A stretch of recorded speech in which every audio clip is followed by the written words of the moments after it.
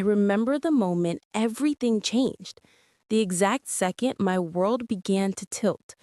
It was the night of my wedding, the night I thought would mark the beginning of my new, safe, beautiful life. The ballroom at the Mariner Hotel in Portland glowed with 100 golden lights, soft music playing, guests laughing, champagne glasses clinking like wind chimes. I was smiling for the cameras, for the family, for the idea of happiness I had convinced myself was real. And then, through the blur of faces and flashes, my father-in-law approached me. He was a quiet man, formal, the kind who rarely spoke more than he had to. His eyes met mine just for a heartbeat before he leaned closer, his breath shaky against my ear, and whispered words that burned themselves into my mind forever. If you want to live, run.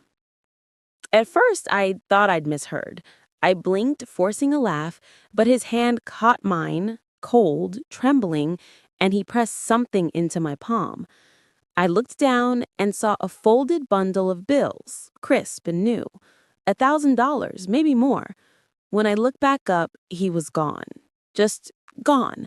Lost among the laughter, the swirling gowns, the glittering chandeliers. And suddenly, the music sounded strange. The lights too bright, the room too small.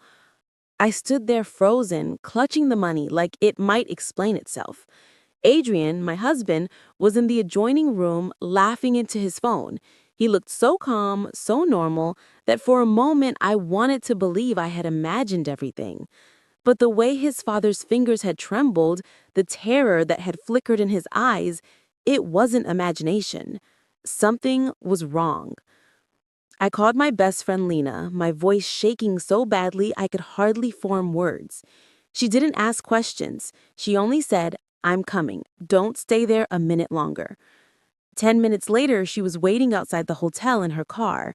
I slipped out through the service exit, the satin of my dress heavy with rain, my veil torn by the wind. I didn't look back. I ran barefoot into the street, clutching my small bag and the envelope like lifelines. That night, I hid in Lena's apartment in downtown Portland, staring at my phone as it lit up again and again. Calls from my mother, my friends, his family. But it was Adrian's messages that terrified me the most. They weren't loving or angry. They were cold, measured. "Where are you? You shouldn't have left. We need to talk." Then silence. Hours passed. I must have fallen asleep from exhaustion because when I woke up, sunlight was bleeding through the curtains, and there was a new message waiting. No sender, no name, just words. "My father tried to save you, but no one can protect you now. If you come back, you'll learn the truth or disappear like the others." My heart stopped. The others? What others? Before I could make sense of it, another message came, this time from a real number. It was Adrian's father. "If you're still in Portland, meet me at the Old Imperial Cafe, upstairs. I'll explain everything." I went. The cafe was nearly empty, the smell of roasted coffee beans heavy in the air. He sat in the corner, pale, exhausted, a man crushed under something far heavier than guilt. When he spoke, his voice was barely a whisper. "Did anyone ever tell you how Adrian's first wife died?" I froze. My throat went dry. "His first wife?" He nodded slowly. "They said she fell down the stairs, but we both know that wasn't true. It wasn't a fall. It was the end." He slid a small USB drive across the table. "Everything is on this. Recordings, reports, things I should have given the police years ago. Watch them. But whatever you do, don't let him know." I asked him why he hadn't gone to the police himself, and he just smiled, a bitter, broken smile. There are families in this country that don't get touched by law. Ours is one of them. That night, back at Lena's apartment, I opened the files. The first was an audio recording, a woman's voice trembling, gasping between words. It was Emily, Adrian's first wife. "He locks the doors," she whispered. "He says it's for my safety. His mother watches me. She says if I don't give him a son, I'll end up like the others." The others. The phrase repeated like a curse. There were medical reports, notes in his father's handwriting, records of a long, twisted history of obsession running through generations. It went back to Adrian's great-grandfather, a man who had killed his wife during a ritual meant to preserve the family's power. His son inherited the madness. His grandson refined it. Adrian's mother believed every generation had to sacrifice to protect the Hale legacy, and that the first wife to bear a son would secure the family's fortune. The rest were replaceable. I stared at the screen until the words blurred. My stomach turned.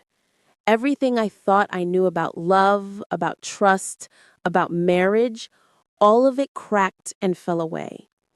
Lena found me sitting on the floor, shaking, and said, "We're not letting them do this to you. We'll go public. We'll expose them." Her boyfriend, a journalist, helped us leak the documents anonymously to the authorities.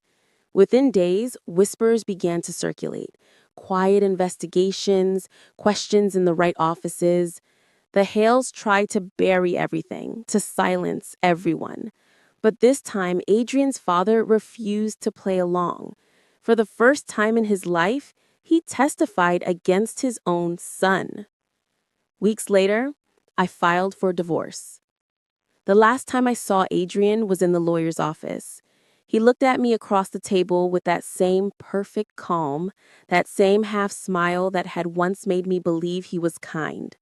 He said, "So, you're leaving too, just like the others."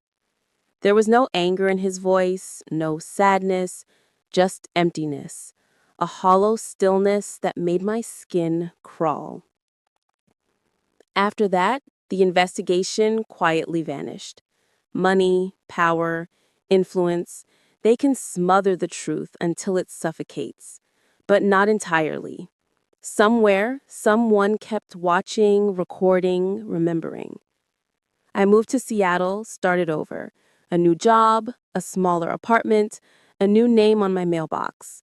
I no longer believed that love meant safety or that promises meant anything more than words. But I was alive, and that, I decided, was enough. Months later, a letter arrived without a return address. Inside was a single sheet of paper written in a trembling hand. "You did the right thing. Thank you for giving me courage. Adrian's father." I cried for a long time that night. For him, for Emily, for the nameless others. Some truths are too heavy to believe until you live them. Some nightmares never end. They just leave you standing, scarred, breathing, stronger. I'm no longer the woman who once believed in perfect love and happy endings. But I still believe one thing. The most dangerous lies are the ones we live while pretending they're our life.